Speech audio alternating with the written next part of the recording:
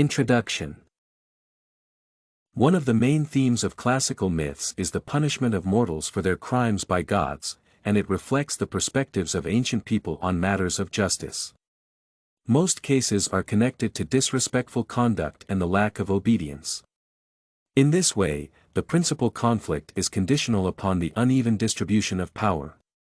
The representation of sins that are supposed to be punished by gods differs depending on the author.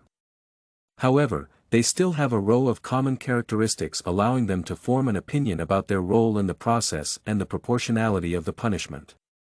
Therefore, this paper aims to compare the main mortal characters of Greek myths, Prometheus and Sisyphus, in terms of their sentence as a manifestation of divine justice based on the perceptions of gods by people. Hesiod's Theogony and Prometheus. The first character under consideration is Prometheus from Theogony, written by Hesiod.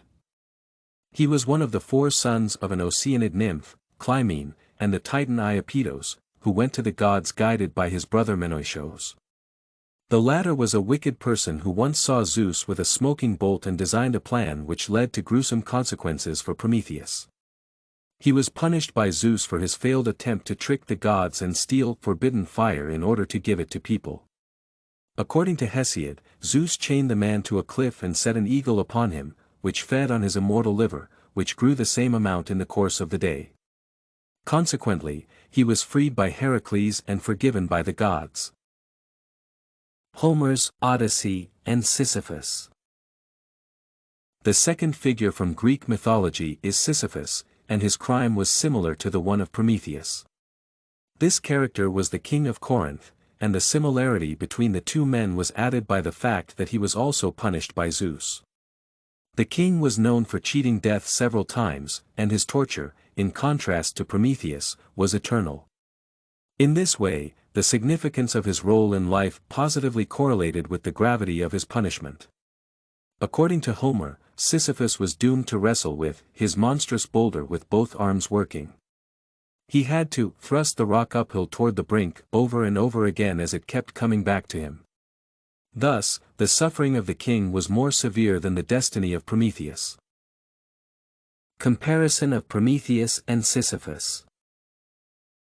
The mortality of the main characters of the myths is opposed to the power of gods, and it defines the latter's advantageous position in matters of justice.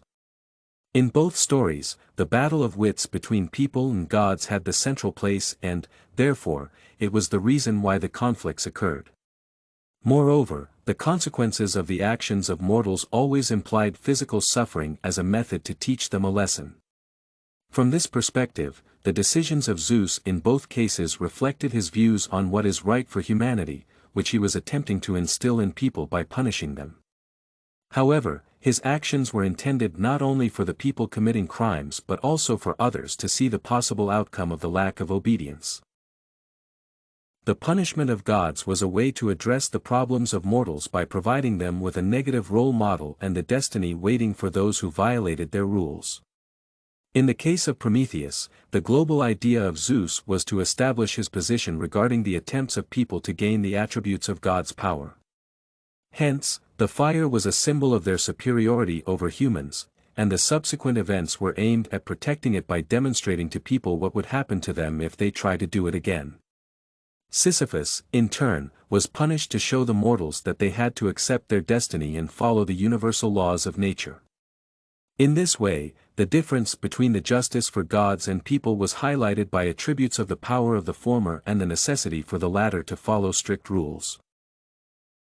Nevertheless, despite the specified similarities in the way Prometheus and Sisyphus were punished, their outcomes varied. The reason for the ultimate redemption of the former was connected to the intervention of Herakles and his protection before the gods. The agreement between him and Zeus was reached on the grounds of the fame of this hero from Thebes. The god decided that the contrast of such a positive figure as Herakles with the deceitful Prometheus will be enough for the lesson for humanity and ended his anger.